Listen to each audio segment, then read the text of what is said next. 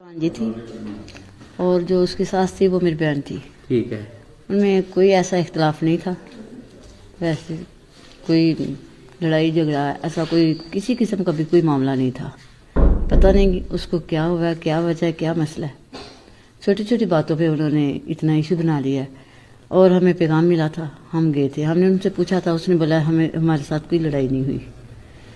फिर हमने कहा कि वो कहाँ है, उन्होंने हमें इधर उधर की बातें सुनाई। फिर भी हमने उससे बहुत मिन्नते की लेकिन वो ना मानी।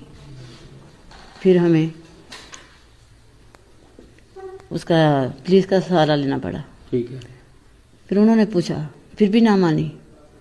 पता नहीं अल्लाह की मर्जी है या उसके लिए कोई अल्लाह की पकड़ है, क्या मसला है। अल्लाह की तरफ से ये अजाब है। उनके घर में कोई ऐसा मसला मसाइल नहीं था जिस पर उन्होंने इतना दर्दनाक तशद्दुद बच्ची पे किया है।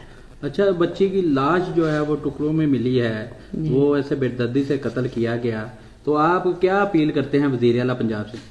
हम ये अपील करते हैं कि जैसे मेरी बेटी को उन्होंने ऐसे टुकड़ों में किया है, उन्हें भी उससे भी ज़्यादा टुकड़े किए जाए, किसी को ना छोड़ा जाए। मुझे ये नहीं कि वो मेरी बहन है, वो मेरी भांजी है। मेरे लिए सबसे अफजल मेरी भांजी थी, वो मेरी जान थी। लेकिन मैं अपनी बहन की बहुत एहतराम इज्जत करती थी। मेरी बहन ऐसी नहीं थी।